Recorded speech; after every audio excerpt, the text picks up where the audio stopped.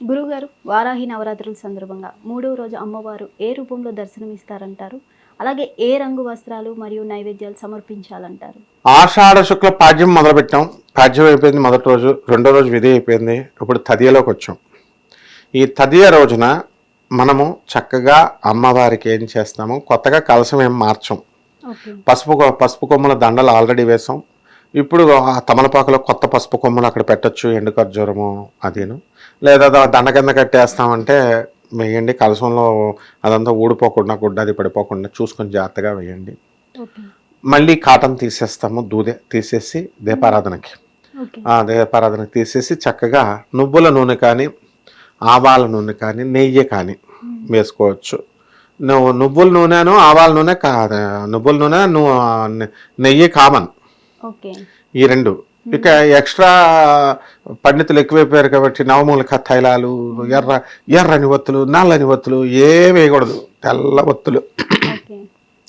ఇంకా ఎలవుడు కొంచెం ఆవాల నూనె అంటున్నాం. పోనీ అందులో కొంచెం ఆవాల నూనె దొరుకుద్ది కాబట్టి ఆవ నూనె.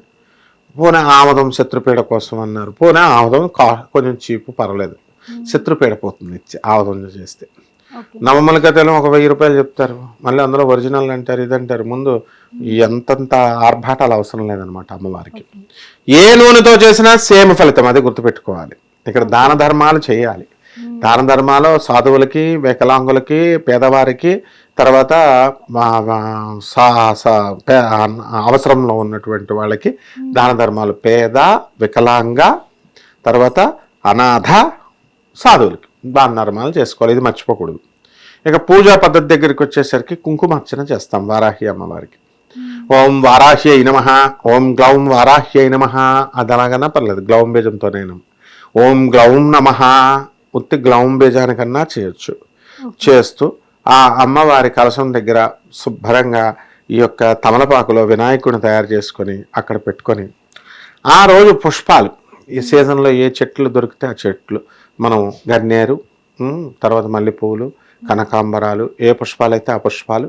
అమ్మవారు వారాహి అమ్మవారికి ఎర్రని రంగు పుష్పాలంటే చాలా ఇష్టం. అలాగే అవి పెట్టిన తర్వాత చక్కగా వారాహి అమ్మవారి యొక్క అష్టోత్తరం ఉంది. వారాహి అమ్మవారికి స్తోత్రాలు చాలా ఉన్నాయి.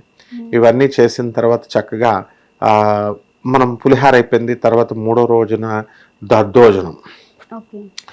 ఎవరెవరో చెప్పారని చెప్పేసి అమ్మవారి తీవ్ర ఉపాసకురాలు, చాలా కోపంగా ఉంటుంది అని మేకలో కోళ్ళని కొయ్యకూడదు, తోలు తీసేస్తుంది అమ్మవారు. దుర్గాదేవి కూడా నవరాత్రుల్లో ఎవరు కొయ్యరు. ఆఖరి రోజున దసరా రోజున కోసుకొని తినేస్తారు. అక్కడ కూడా చేయకూడదు అసలు బలులు అనేటటువంటి అమ్మవారు ముట్టుకోదు. మీకు కావాల్సి సపరేట్గా మీరు కోసుకొని తినేయండి అంతే, అమ్మవారి పేరు చెప్పకూడదు. తర్వాత ఈ యొక్క వారాహి అమ్మవారికి చక్కగా కుంకుమార్చన అది చేసిన తర్వాత పళ్ళు, రకరకాల పళ్ళు ఉన్నాయి. నిమ్మకాయల దండ కూడా వేసుకోవచ్చు, నిమ్మకాయలు కూడా పెట్టుకోవచ్చు. ఇక్కడ నిమ్మకాయల దీపంలో దీపారాధన.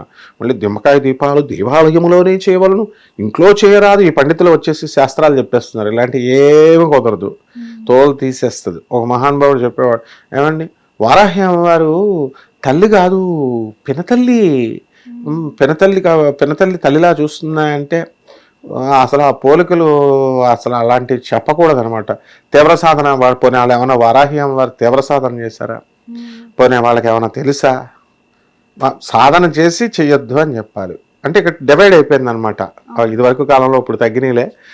అందువలన ఏ అమ్మవారినైనా చేయొచ్చు అమ్మ. తీవ్ర సాధన ఇలాంటివి ఏ ఉండవు. మన కోరికలు ఆవిడ ఎందుకు తీవ్రంగా ఉందంటే, భండాసురుడి మీద యుద్ధానికి వెళ్ళినప్పుడు ఆమె లలితాదేవి యొక్క సైన్యాధ్యక్షురాలు ఆమె, అందుకని కోపంగా ఉంటుంది. ఆ మిలిటరీ కమాండర్, ఇప్పుడు ఇలా బ్రిగేడర్స్, కమాండర్స్ వీళ్ళంతా కూడా సీరియస్గా ఉంటారు. ఆర్మీ వాళ్ళంతా కూడా వాళ్ళ పిల్లలతో నవ్వుతూ మాట్లాడరా, ఫ్రెండ్స్తో మాట్లాడరా. ఇప్పుడు నా ఫ్రెండ్స్ అందరూ బ్రిగేడర్లు, కమాండర్లే, మాట్లాడతాం, జోకులు వేసుకుంటారు, మనలోనే ఉంటారు. ఎంప్లాయీస్ దగ్గర కొంచెం స్ట్రిక్ట్గా ఉంటారు. ఫైర్ అంటారు, అంటే కాల్చి పారేయడమే, ఇంకేం ఉండదు. అవతల వాడు బ్రిగేడర్, వాళ్ళ అసిస్టెంట్ వింగ్ కమాండర్స్, స్క్వాడ్రాన్ లీడర్లు కాల్చేయండి అంటే కాల్చేయడమే. ఇంకా అందువలన వారాహి అమ్మవారు అందుకు తీవ్రం అన్నారు, అందుకు డేంజర్ అన్నారు. ఎందుకనంటే ఇప్పుడు మనము ఆర్మీ, మిలిటరీ స్కూల్స్, కాలేజెస్ ఉంటాయి. మేము వెళ్ళినప్పుడు నన్ను వెళ్ళనిస్తారు కానీ నా ఫ్రెండ్స్ని వెళ్ళనివ్వరు కదా. ఒకసారి వెళ్ళకపోతుంటే అలాగా వాగ్వివాదాలు జరుగుతాయి కదా. మనం ఈ యొక్క వీళ్ళతో ఆర్మీ సెక్యూరిటీ వాళ్ళతో గొడవ పెట్టుకున్నప్పుడు మీ సెక్యూరిటీ ఆఫీసర్ని పిలవయా అన్నాను నేను. వాడేం చేశాడు, పిలిచిన తర్వాత ఈ ఆర్మీ వాడు సెక్యూరిటీ వాడు నాతో వాదన చేసుకుంటున్నాడు.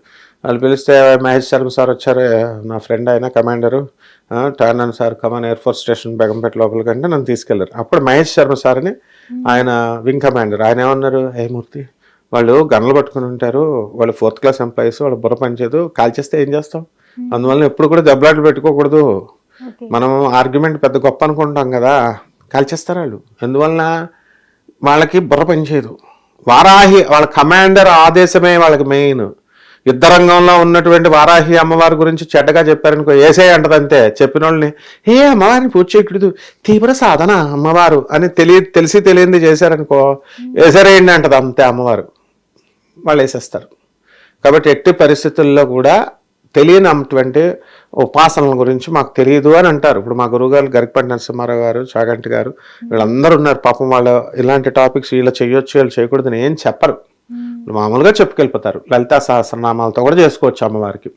సో ఈ అమ్మవారికి లలితా సహస్రాలు చేసుకోవాలా, వారాహి అమ్మవారి స్తోత్రాలు చదువుకోవాలా, నిమ్మకాయ డప్పల్లో ఆరాధన చేసుకోవచ్చు. నైవేద్యం వచ్చేసరికి 3వ రోజు అయిపోయింది కదా. ఇప్పుడు ఏమిటి పెట్టాం, మొదటి రోజున పాయసం పెట్టాం, 2వ రోజున పులిహార పెట్టాం. ఇది 3వ రోజా 4వ రోజా? 3వ రోజున కొంచెం చల్లబడాలి కదా, అందువలన దద్దోజనం పెడతాం అమ్మవారు. శత్రువులతో ఆమె తీవ్రం, భక్తుల దగ్గర ఆమె వరాలు ఇస్తుంది, చల్లని ఇది ఏసీ. ఇప్పుడు మనం ఎలాగో ప్రతి ఇంట్లోనూ ఏసీ ఉంటుంది కదమ్మా చల్లగా, అందువలన కోపంగా ఉన్న దేవతలకు ఏం చేస్తారు, ఏసీ అని చేస్తాం. ఇప్పుడు ఏసీ లేకపోతే చేయలేకపోతున్నారు ఎవరు పనులు. అలాగే అమ్మవారికి పెట్టేటటువంటి పూజ మా గురువు గారు పురాణమంటి రాధాకృష్ణ మూర్తి గారు మేము ఊళ్ళో వెళితే భక్తుల ఇంటికి వెళ్తే అమ్మ కొంచెం పువ్వులు ఇవ్వమ్మా అంటే ఫ్రిడ్జ్లో నుంచి తీసింది, కుంకుమ ఇవ్వంటే కుంకుమ పసుపు అన్ని ఫ్రిడ్జ్లోనే పెడేస్తున్నారు. మా గురువుగారు నవ్వారనమాట. ఇప్పుడు అంతా సిస్టమ్ మారిపోయింది. నిమ్మకాయలు దేవుడు పూజ చేసేవన్నీ ఫ్రిడ్జ్లో పెడుతున్నాం కదా, పసుపు కుంకాలన్నీ పెడేస్తున్నారు. తర్వాత నెక్స్ట్ హోమం చేసేటప్పుడు ఇదివరకు మా గురువుగారు మిరియాలది తెండానంటే మిరియాలు ఎలాగా అడిగారు, ఇచ్చింది. తర్వాత ఇంకేంటి ఇంకెందుకు ఈయన అన్నీ అడుగుతున్నాడని చెప్పేసి పోపు సామాన్ డబ్బా ఉంటుంది కదా, ఇప్పుడు ఎండుమిరపకాయలు వేసేస్తున్నాం ప్రత్యేకరాకి, వారాహికేమో పసుపు కొమ్మలు వేసేస్తున్నాం, మిరియాలు వేసేస్తున్నాం, ఇలా అన్ని రకాలు మసాలా సామాన్ అంతా కూడా వేసేస్తున్నాం. ఈయన ఇంకెందుకు వచ్చిందని మసాలా డబ్బా తెచ్చి పెట్టేసింది ఆమె. ఇప్పుడు ఆ మసాలా డబ్బా పూజలే ఇప్పుడు ఈ వారాహి పూజలు అనమాట. వారాహి ప్రత్యంగర అన్ని మసాలా డబ్బాలో ఏమేమి ఉన్నాయో తెల్ల ఆవాలు గసగసాలు అన్నీ వేసేస్తున్నాం హోమాల్లోకి. కాబట్టి 3వ రోజున చాలామందికి తెలియక ఏమండి హోమం చేయాలండి, ఏమండి తర్పణం చేయాలా అండి, ఏమండి మంత్రోచ్చారణ తర్వాత హోమము 10% హోమము, ఆ తర్వాత దాంట్లో 10% తర్పణం, ఇవేమీ చేయక్కర్లేదు. శుభ్రంగా కుంకుమ పూజ చేస్తే చాలు.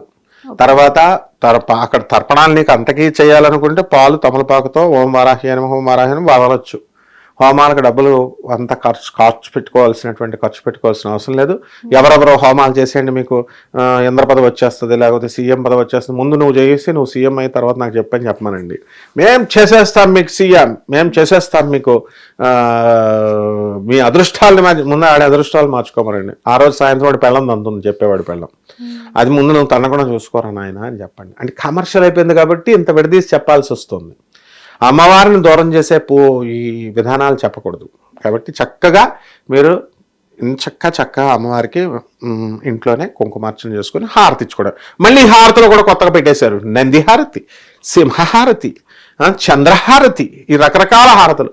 కర్పూర హారతి ఇస్తే చాలు, మళ్ళీ అందులో చందనం, పచ్చకర్పూరం. నేను కూడా చెప్తున్నాను అందుకే చెప్తున్నాం హారతి. వాళ్ళందరూ చెప్తున్నప్పుడు మరి వాళ్ళు ఒక్కోసారి తిట్టినా ఒక్కోసారి మామూలుగా చెప్పాలిగా, అందుకని పచ్చకర్పూరంతో హారతి చేస్తే చాలు.